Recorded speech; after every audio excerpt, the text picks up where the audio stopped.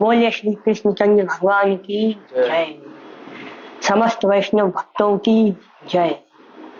श्री राधा रानी की जय। ओम श्री कृष्णाय वासुदेवाय हरे परमात्मने प्रणतः क्लेशनाशाय गोविंदाय नमो नमः। नारायणं नमस्कृत्य नरं चैव नरोत्तमं देवीं सरस्वतीं व्यासं ततो जयमुदीरये। अथ द्वितीयोऽध्यायः। आज हम लोग आरंभ करेंगे कर्मयोग। ठीक है, उससे पहले हम लोग थोड़ा सा रिवाइज कर लेते हैं 2 मिनट में। मेन जो ज्ञान योग के बारे में बताया था, सबसे मेन जो भगवान ने ज्ञान योग के बारे में बताया है वो अंतिम श्लोक है, या कह लो 38वां श्लोक, दूसरे अध्याय का 38वां श्लोक 38। सुख दुखे समे कृत्वा लाभा लाभो जया जयो ततो युद्धाय युजुस्व नैवं पापम अवाप्स्यसि। अर्थात जय पराजय सुख दुख लाभ हानि को समान समझकर उसके बाद युद्ध के लिए तैयार हो जाओ। यह युद्ध, अर्जुन युद्ध के लिए तैयार हो रहा, क्यों? क्योंकि वो क्षत्रिय है। यहाँ पर कर्तव्यों की बात आई है, तो जो तुम्हारा जो भी कर्तव्य है, जैसे तुम्हारा अभी पढ़ने का कर्तव्य है, पठन पाठन विद्या अध्ययन है, तो तुम्हारा वो कर्तव्य है, तो अपना विद्या अध्ययन का कर्तव्य पूर्ण रूप से उस कर्तव्य को निभाओ, बिना सुख दुख जय पराजय लाभ हानि की चिंता करें, बिना नंबरों की चिंता करें, ठीक है, परसेंटेज की चिंता करें। जिसको भी जिस भी पद में आगे बढ़ना है उसमें इन सब से नाता तोड़ के आगे बढ़ो, सबको समान समझो और जो भी सुख दुख आए उसे चुपचाप सह जाओ, इससे आप महान बन जाओगे। तो ये है ज्ञान योग। क्या है ज्ञान योग का? सीधा परिभाषा ये है, सुख और दुख लाभ हानि जय पराजय को समान समझकर अपने कर्तव्य कर्म को करते रहना। ठीक है,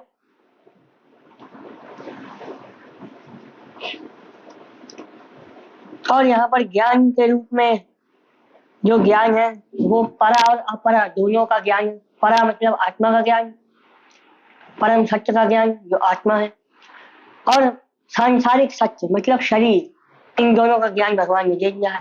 अब हम लोग आगे आरंभ करते हैं कर्म योग। ऐसा ते अभिता सांख्येय बुद्धि योगे तो इमाम रेणु बुद्धया युक्तो यया पार्थ कर्म बंधन प्रहास्य से। हे पार्थ, यह बुद्धि तेरे लिए ज्ञान योग के विषय में कही गई है, और अब तू इसको कर्म योग के विषय में सुन। जिस बुद्धि से युक्त हुआ तू कर्मों के सभी बंधनों को भली भांति त्याग देगा, यानी उनको सर्वथा नष्ट कर डालेगा और कर्म बंधनों से छूट जाएगा। ठीक है। नेहाभिक्रम नाशो अस्ति प्रत्यवायो न विद्यते स्वल्पमप्यस्य धर्मस्य त्रायते महतो भयात्। इस कर्म योग में आरंभ का अर्थात बीज का नाश नहीं है, और उल्टा फल रूप दोष भी नहीं है, बल्कि इस कर्म योग रूप धर्म का थोड़ा सा भी साधन जन्म मृत्यु के महान भय से रक्षा कर लेता है। अब यहाँ भगवान ने देखो पहले ही बता दिया जन्म और मृत्यु का महान भय। तो यह कर्म योग जब तुम आरंभ करोगे ना, तो इसका आरंभ अर्थात बीज का नाश नहीं है। मतलब ऐसा नहीं है तुमने जैसे ही इसको आरंभ किया तो तुम्हारे सारे कर्म नष्ट हो गए, ठीक है, तुम्हारा बीज ही नाश हो गया, जो तुम्हारा पूर्व कर्म था वो सब नष्ट हो गया, ऐसा नहीं। और उल्टा फल रूप दोष भी नहीं है, इसको करने से तुम्हें फल भी नहीं मिलेगा, मतलब तुम्हें कर्मों के फल मिलना बंद हो जाएंगे। ठीक है, जो तुम कर्म करोगे उसका तुम्हें फिर कोई फल नहीं मिलेगा। ठीक है, और ये भी है कि तुम्हारे जो पूर्व कर्म है वो नष्ट नहीं होंगे, दोनों बात है। पर अगर इसका थोड़ा सा भी तुमने साधन को अपना लिया तो इससे तुम जन्म और मृत्यु के महान भय से मुक्त हो जाओगे, जिससे हम लोग मुक्त होने आए हैं। हम लोग जन्म और मृत्यु के चक्र से निकलने आए हैं धरती पे, एक चक्र चल रहा है। ठीक है, जन्म मृत्यु, पता नहीं पिछले जन्म में क्या थे, उससे पहले क्या थे और आगे क्या होंगे, कुछ नहीं मालूम। ठीक है। और यही सब चीजें हम लोग को दुख दे रही है, जन्म और मृत्यु ही हम लोग को दुख दे रही है। ना हमें संसार में आते, ना हमें दुख मिलता, ना हमें इतनी मेहनत करने को मिलती, समझे। तो कर्म योग कहता क्या है?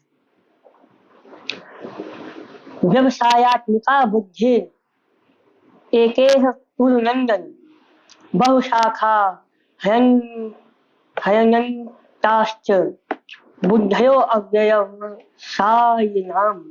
सायनाम। हे अर्जुन, इस कर्म योग में निश्चितात्मिका बुद्धि एक ही होती है, किंतु अस्थिर विचार वाले विवेकहीन सकाम मनुष्यों की बुद्धियां निश्चय ही बहुत भेदों वाली हो और अनंत होती है। अब इसका अर्थ क्या है? थोड़ा सा कॉम्प्लेक्स है। हे अर्जुन, इस कर्म योग में ये निश्चयात्मिका बुद्धि है जो निश्चित करती है। बुद्धि का काम होता है निश्चय करना, डिसाइड करना कि हाँ ये करना है, और फिर बुद्धि मन को आदेश देती है इससे ये करवाओ, फिर मन इंद्रियों का आदेश देता है कि तुम ये करो। तो ऐसे ये चक्र चलता है बुद्धि का, मन का और इंद्रियों का। तो बुद्धि निश्चय करती है कि हाँ भाई ये करना। और जो कर्म योग में बुद्धि है वो एक ही है, ठीक है। पर जो अस्थिर विचार वाले विवेकहीन, मतलब अस्थिर मतलब जिनके विचार स्थिर नहीं, एक के बाद एक विचार आ रहा है कि अब ये करना है, फिर ये करना, फिर ये करना है, तो जिनके विचार स्थिर नहीं है, ठीक है, विवेकहीन सकाम मनुष्य, सकाम मतलब शुभ कर्म जिससे हमें पुण्य मिलता है, ठीक है। तो बुद्धियां, मनुष्यों की जो बुद्धियां निश्चय ही बहुत भेदों वाली और अनंत होती है। इनकी जितनी भी बुद्धियां होती है ना, ये बहुत भेदों वाली होती है, मतलब इनमें तुम्हें बहुत भेदभाव दिखेगा और अनंत होती है। इनमें हर समय अलग अलग विचार आएंगे क्योंकि अस्थिर है, विवेकहीन है, ठीक है। इसको साधक संजीवनी से पढ़ेंगे तो ज्यादा क्लियर होगा। अभी जो यही चीज है इसमें, अगर फिर भी समझ नहीं आता जाओ। या मिमाम पुष्पिताम वाचम प्रवदन प्रवदन्त्य विपश्यति विपश्चित वेदवारदा वेदवादरताः पार्थ नान्यस् नान्य नान्य नान्यस्तिति वादिनः कामात्मानः स्वर्गपरा जन्म कर्म फल प्रदाम क्रिया विशेष बहुलाम भोगैश्वर गतिम प्रति भोगैश्वरम प्रसक्तायाम तया प्रहत चेतसाम व्यवसायत्मिका बुद्धि समाधो न विधीयते। हे अर्जुन, जो भोगों में तन्मय हो रहे हैं, जो कर्म फल के प्रशंसक वेद वाक्यों को ही प्रति रखते हैं, वेद वाक्यों के प्रति ही मतलब प्रीति रखते हैं, जिनकी बुद्धि में स्वर्ग ही परम प्राप्य वस्तु है और जो स्वर्ग से बढ़कर दूसरी कोई वस्तु नहीं है, ऐसा कहने वाले वे अविवेकी जन इस प्रकार की जिस पुष्पित यानी दिखाऊ शोभा युक्त वाणी को कहा करते हैं, जो कि जन्म रूप कर्म फल देने वाली एवं भोग तथा ऐश्वर्य की प्राप्ति के लिए नाना प्रकार की बहुत सी क्रियाओं को वर्णन करने वाली है, उस वाणी द्वारा जिनका चित्त हर लिया गया है, जो भोग और ऐश्वर्यों में अत्यंत आसक्त हैं, उन पुरुषों की परमात्मा में निश्चयात्मिक बुद्धि नहीं होती। अब यहाँ भगवान क्या कह रहे हैं? हे अर्जुन, जो भोगों में लगे हुए, मतलब जो भोग भोगने में लगे हुए हैं, आज ये भोग भोग लो। अब भोग कौन से? पांचों इंद्रियों के जो भी भोग मिल गया भोग लो, अच्छा खा लो, अच्छा पहन लो, अच्छा छू लो, अच्छा सूंघ लो, अच्छा देख लो, अच्छा दिखा लो, दूसरों को दिखा दो, अच्छा बन लो, मतलब भोग भोगने में लगे कि भाई 5 स्टार होटल में बढ़िया एकदम लग्जरी रेस्टोरेंट में एसी वाला, ठीक है, वहां पे बढ़िया बढ़िया महंगी महंगी डिशेस खानी, टेस्टी एकदम, ठीक है, एसी रूम में रहना, गाड़ी बंगले में घूमना, ठीक है, लड़की बाजी ये सब करनी है। ये सब जो भोगों में लगे हुए हैं, ठीक है, वो कर्म फल के प्रवंशक वेद वाक्यों में ही प्रीति रखते हैं। अब वेदों में बेसिकली क्या है? देवताओं को प्रसन्न करने की स्तुतियां, ठीक है। तुम वो वेदों के वाक्यों का उच्चारण करोगे तो देवता लोग प्रसन्न होते हैं, फिर वो तुम्हें मनचाहा फल देंगे। अब ये करेगा कौन? जिसको भोग चाहिए कि मुझे स्वर्ग का राज्य चाहिए, वही तो ये सब करेगा। अब जिसको चाहिए नहीं वो वेद वाक्य क्यों पढ़ेगा? तो यहाँ पे स्पेसिफिक उन लोगों की बात हो रही है जो भोगों में लगे हुए हैं, सबकी बात नहीं हो। वेदों के वाक्यों में ही प्रीति रखते हैं, और वेदों में जो है स्वर्ग को ही परम पद कहा गया है, स्वर्ग से ऊपर कुछ नहीं है वेदों के अनुसार। तो यहाँ पर इसीलिए स्वर्ग का वर्णन है कि जिनकी बुद्धि में स्वर्ग ही परम प्राप्त वस्तु है, मतलब वही सबसे ऊंची वस्तु है, मुझे स्वर्ग पाना, ठीक है, और उससे बढ़कर दूसरी कोई वस्तु नहीं है। ऐसा कहने वाले अविवेकी जन इस प्रकार की जिस पुष्पित यानी दिखाऊ शोभा युक्त वाणी को कहा करते हैं, मतलब इनकी जो वाणी होती है ना, ये बोलते जो बहुत पंडितों यही बातें हैं, परंतु ये सब दिखाऊ होती है, ऊपर से कुछ और अंदर से कुछ और, ठीक है। ऊपर से दिखा रहे हैं हम भैया बहुत तपस्वी हैं, पंडित हैं, ये वो, पर कर रहे हैं स्वर्ग के भोग भोगने की तपस्या कि हमें स्वर्ग का राज मिल जाए, वहां पर फिर अप्सराएं मिले, ठीक है, वहां भोग भोगेंगे हम लोग, ऐसे। तो ये जो वाणी कहा करते हैं ना, ये सब इनकी वाणी होती दिखाऊ, इनकी वाणियों में दम नहीं होता। जिनके जो कि जन्म रूपी कर्म फल देने वाली होती है। अच्छा, इन जब चीजों की जब जब तुम वेदों के अनुसार कर्म करोगे तो ये जन्म रूप कर्म फल देने वाली होती है, मतलब इसके बाद तुम्हारा जन्म होना ही होना है, तुम स्वर्ग जाओगे, स्वर्ग के बाद फिर पृथ्वी पे आओगे अपना कर्म फल फिर भोगने, और ये चक्र चलता रहेगा, तो मुक्त नहीं हो पाओगे, फिर यहाँ आके दुख भोगोगे। अब स्वर्ग के बाद मान लो तुमने सब भोग लिए, ठीक है, स्वर्ग के सारे तुमने भोग भोग लिए, अब फिर स्वर्ग के बाद कौन सी योनि में आओगे? ये थोड़ी जरूरी थोड़ी मनुष्य योनि में आ जाओ स्वर्ग के बाद सीधा किसी कीड़े की योनि में चले गए, फिर वहां से 84 लाख योनियां क्रॉस करके करके अंत में मनुष्य योनि में आए, तब तक सब तुम्हारा जो था अगली योनि में तुम भूल जाओगे कि भाई हम लोग क्या करने आए थे क्या नहीं। अभी देख रहा हूँ पिछली योनि में क्या थे हम लोग, पिछली कौन सी योनि में थे, कुछ याद है? कुछ नहीं याद है, तो फिर भूल जाओगे कि हाँ भाई भगवान से वादा करके आए थे गर्भ में कि हमें बाहर निकाल दो, भजन करके आपको प्राप्त होंगे, पर हम जो स्वर्ग में चले गए, फिर हमारा एक कर्म बन गया, फिर उसको पूर्ण करने के लिए फिर पृथ्वी जन्म लेगा हमें। भोग तथा ऐश्वर्य की प्राप्ति के लिए नाना प्रकार की बहुत सी क्रियाओं का वर्णन करने वाली है। अब वेदों में यही है, देवताओं को प्रसन्न करो, उनसे भोग मांगो, ऐश्वर्य की प्राप्ति होती, फिर नाना प्रकार की बहुत सी क्रियाएं होती वेदों में जिनको करने से तुम्हें उनके फल मिलते हैं। उस वाणी द्वारा जिनका चित्त हर दिया गया है, मतलब इन वाणियों द्वारा जो इन्हीं को सबको सब सुप्रीम मान रहे कि भैया स्वर्ग से ऊपर कुछ नहीं, यही है जो है, इससे ऊपर जो कुछ नहीं मान रहे। जो भोग और ऐश्वर्य में अत्यंत आसक्त हैं उन पुरुषों की परमात्मा में निश्चयात्मक बुद्धि नहीं हो सकती, वो कभी भी परमात्मा प्राप्ति के लिए अपनी बुद्धि को निश्चय नहीं कर सकते, वो कभी भगवान की ओर निश्चय नहीं करके आगे बढ़ सकते। वो आगे बढ़ेंगे तो फिर एक भोग आएगा, वो भटक जाएंगे, उस भोग में चले जाएंगे, तो भगवान का रास्ता फिर छूट जाएगा। तो यहाँ भगवान कह रहे हैं कि एक तरह से ये भी कह रहे हैं कि अगर तुम्हें इन कर्म योग से बाहर निकलना है तो पहले सकाम कर्मों का त्याग करो। कौन से? जो तुम्हें पुण्य, जिससे तुम्हारे पुण्य बढ़े, ठीक है, क्योंकि भगवान की कंडीशन है, मुक्त होने की एक कंडीशन है, पाप और पुण्य दोनों जीरो करने पड़ेंगे, इनसे तुम्हारे पुण्य बढ़ेंगे शुरू हो जाएंगे, ठीक है, तो तुम्हें पुण्य बढ़ते चले जाएंगे, भले ही पाप ना बढ़े तो पुण्य तो बढ़ ही जाए, उसको खत्म ही करना है तुम्हें, तभी मुक्त हो पाओगे।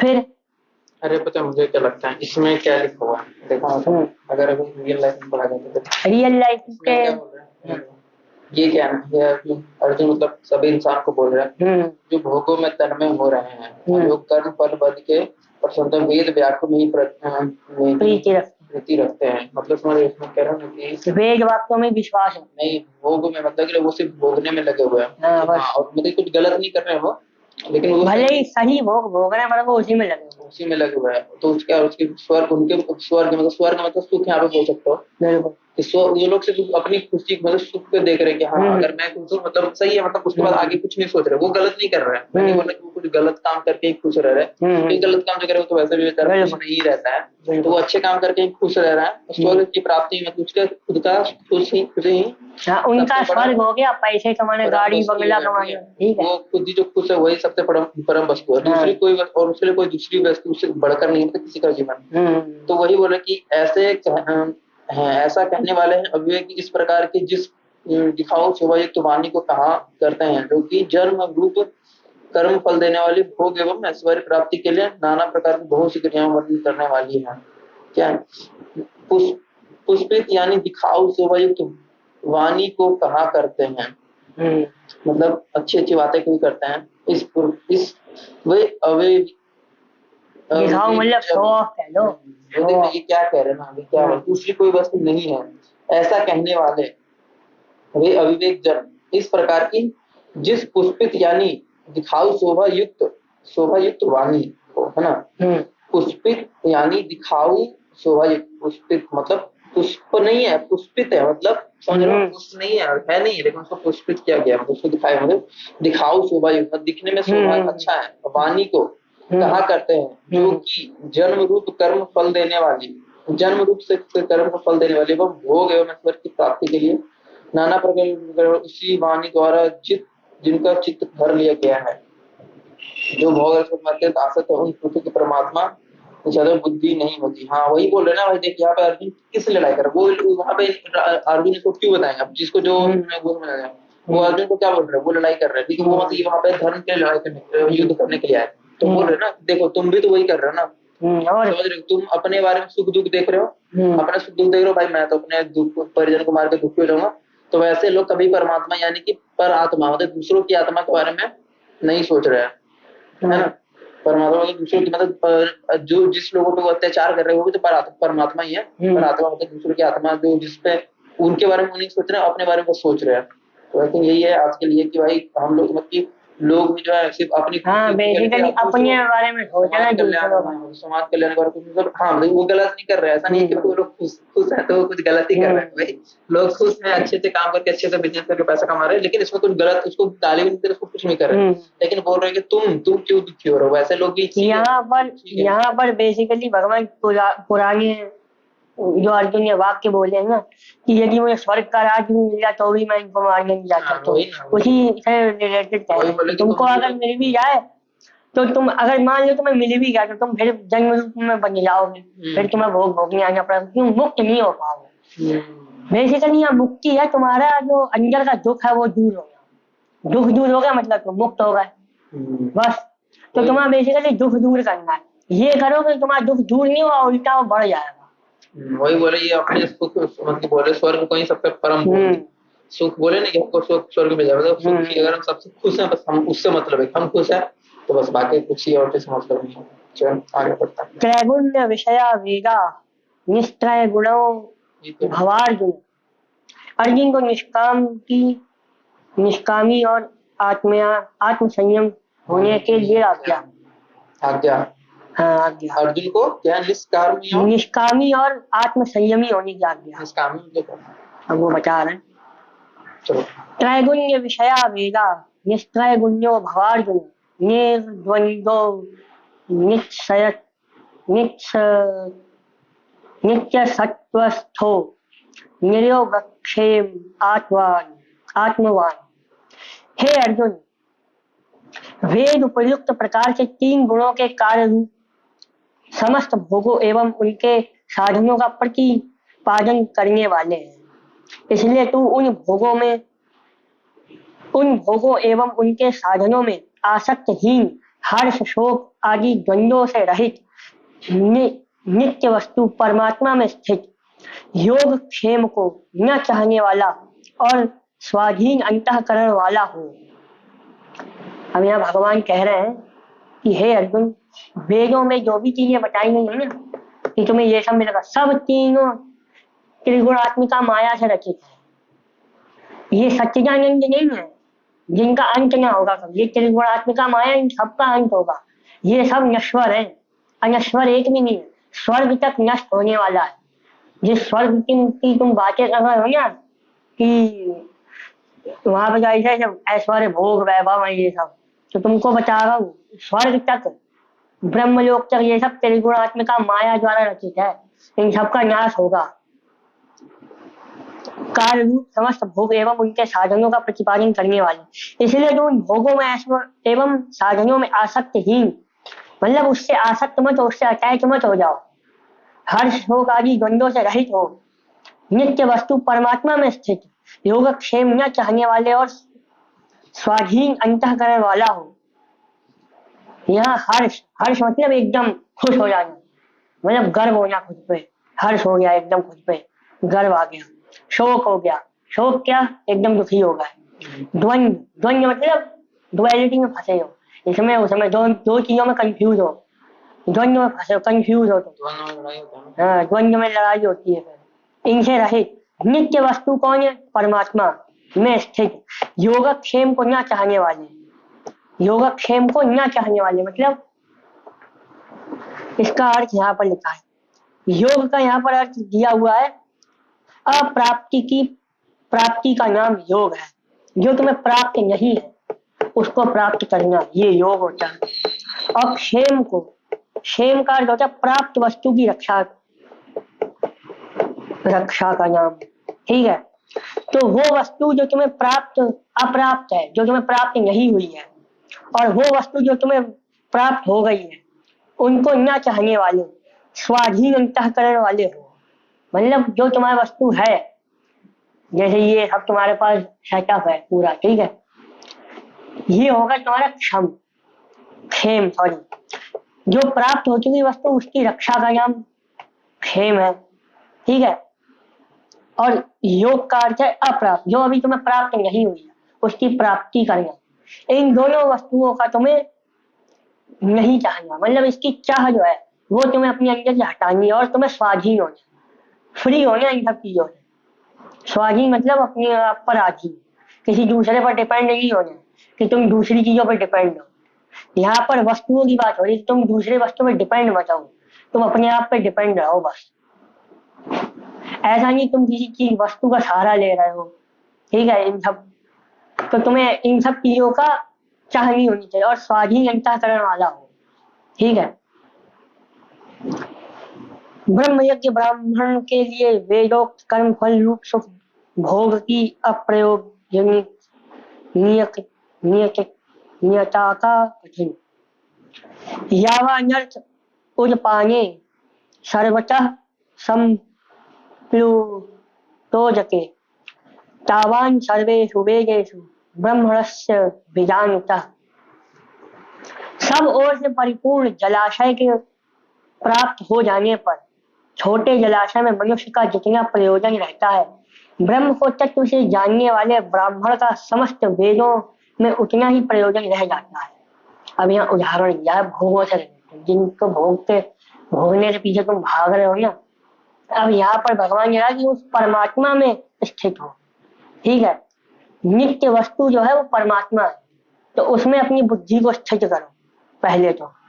अब वो नित्य वस्तु क्या, यहाँ पर ब्रह्म से संबोधित किया, ब्रह्म शब्द से, ठीक है। क्या कहा, सब ओर से परिपूर्ण जलाशय, कोई भी जलाशय जिसमें जल रखा जाता है, जल रखने का पात्र, ठीक है, संपूर्ण ओर से परिपूर्ण जलाशय को प्राप्त हो जाने पर, ठीक है, छोटा जलाशय में जो मनुष्य का जितना प्रयोजन रह जाता है, जैसे तुम्हें मान लो तुमको टंकी चाहिए, पहले तुम्हें मिल गई 500 लीटर वाली टंकी, ठीक है, फ्री में मिल गई मान लो, ठीक है, तुम्हें 500 लीटर वाली टंकी फ्री में मिल गई।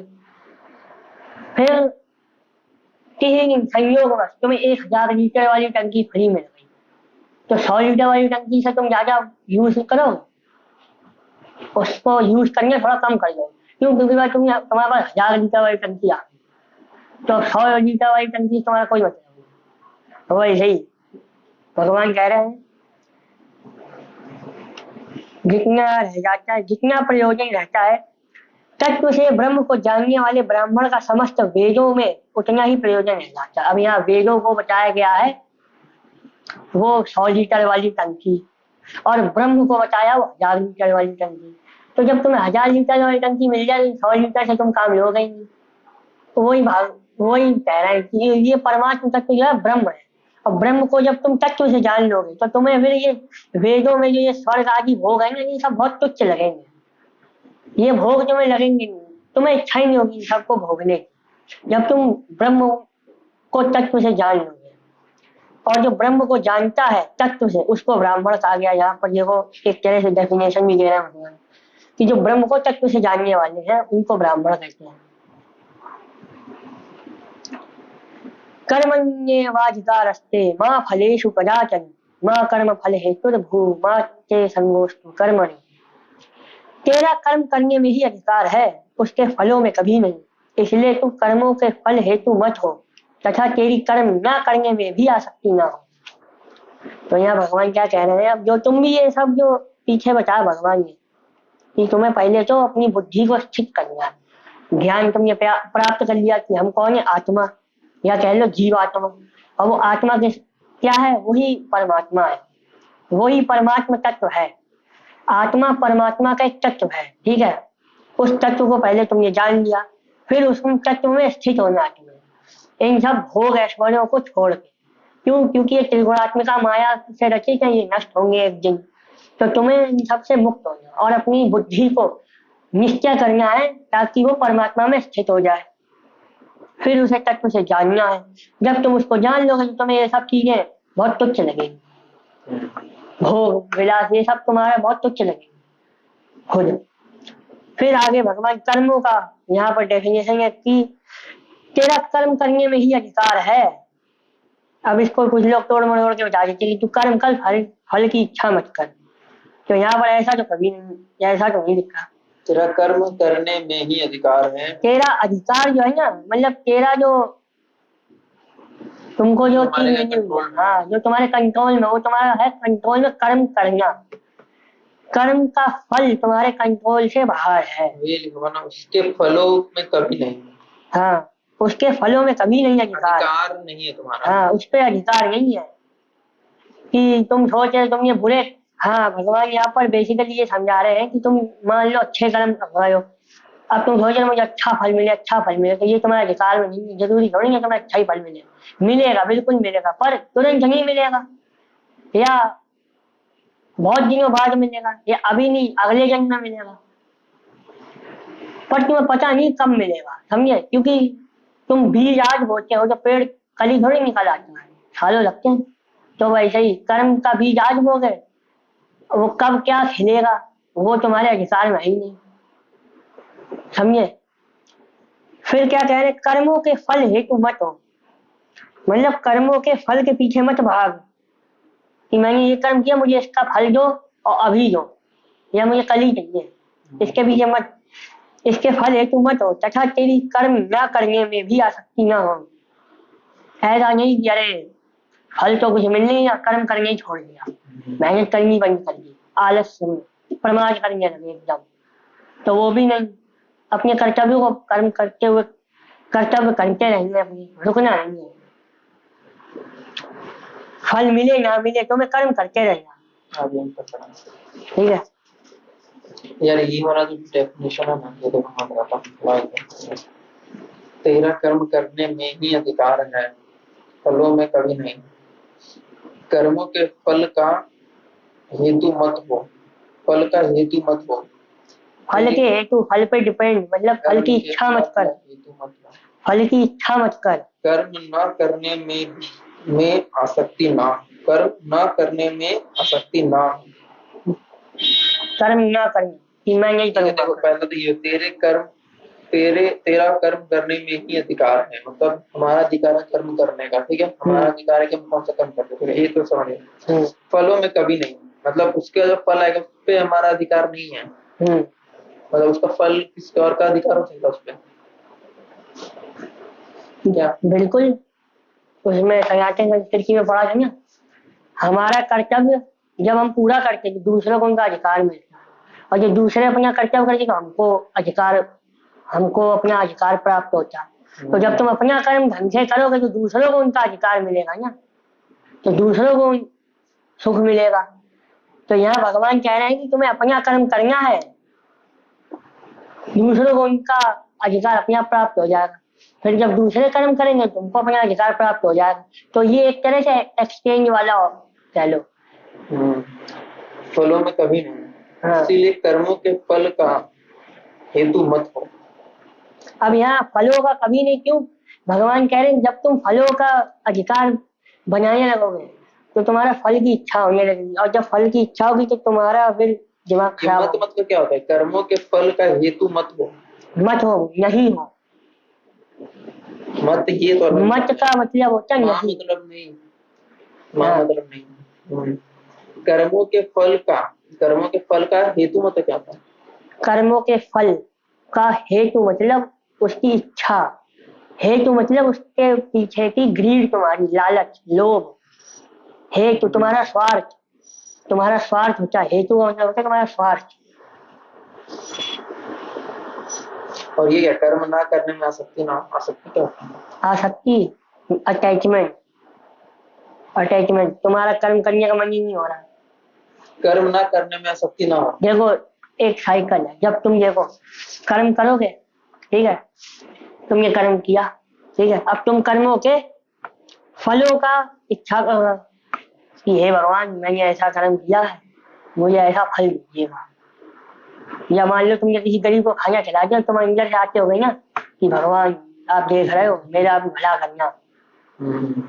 और फिर जब तुम बुरा करते हो तब नहीं तुम्हें सोचते हो कि तुम भगवान देख रहे हैं। वही ना, हम लोग जो कर्म किया अच्छा या बुरा उसका अधिकार तो फल का अधिकार तो मिल गया। और क्या, फल उसका दूसरों को मिलेगा ना। हम अच्छा किए, किसी को खाना दे दिया तो उसको तो अच्छा उसको खाना मिला, तुमको थोड़ी ना मिला।